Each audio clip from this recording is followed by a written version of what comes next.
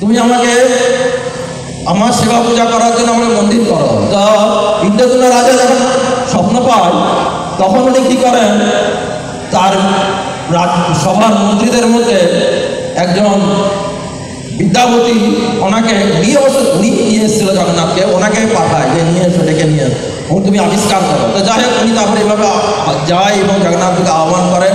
যেটা কখন হয়েছিল না, ব্রহ্মাজির 100 বছর আয়ু। তো ভগবান স্বপ্ন দিচ্ছিলেন যে ব্রহ্মাজির 50 বছর পর্যন্ত আমি মানে শিলারূপে থাকবো, তারপর দারুচক্র রূপে আমি আসবো সেই সময়।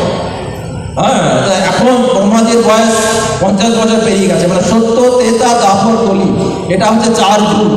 এই চতুর্যুগ, এই 4টা যুগ মিলে একটা চতুর্যুগ। এইরকম 1000 বার চতুর্যুগ যখন ঘুরে 1000 বার চতুর্যুগ, মানে সত্য, তেতা, দাপর, কলি, এইভাবে 4টে যুগ যখন 1000 বার হয় তখন হয় ব্রহ্মাজির একদিন। আবার এরকম এই একদিন মানে 12 ঘন্টা। 1000 বার চতুর্যুগ মানে 12 ঘন্টা, আবার 1000 বার চতুর্যুগ মানে রাত্রি। এইভাবে ব্রহ্মাজির একদিন। হ্যাঁ, তাহলে চিন্তা করবে একদিন ব্রহ্মাজির মানে কত। এইভাবে ব্রহ্মাজির 100 বছর আয়ু।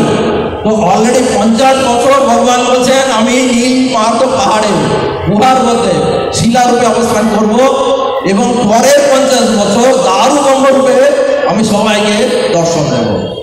হ্যাঁ, তো তারপর যাই হোক ভগবান দারু ব্রহ্মরূপে দর্শন দেন এবং ইন্দ্রদুম্ন রাজা আপনার জগন্নাথের মন্দির করেন। তো এই পুরীর জগন্নাথ মন্দির ওপেনিং করেছিল স্বয়ং ব্রহ্মাজি এসে, মানে উদ্বোধন করেছিলেন। হ্যাঁ, ফার্স্ট ব্রহ্মাজি হচ্ছেন ব্রহ্ম, তো ইনি উদ্বোধন করেছিলেন। তো যাই হোক এবার আরেকজনের এসেছিল দেবী পার্বতীর ডাকে। তো দেবী পার্বতীও একবার ভগবান নারদ মুনি যখন প্রসাদ পেয়েছিলেন ইয়েতে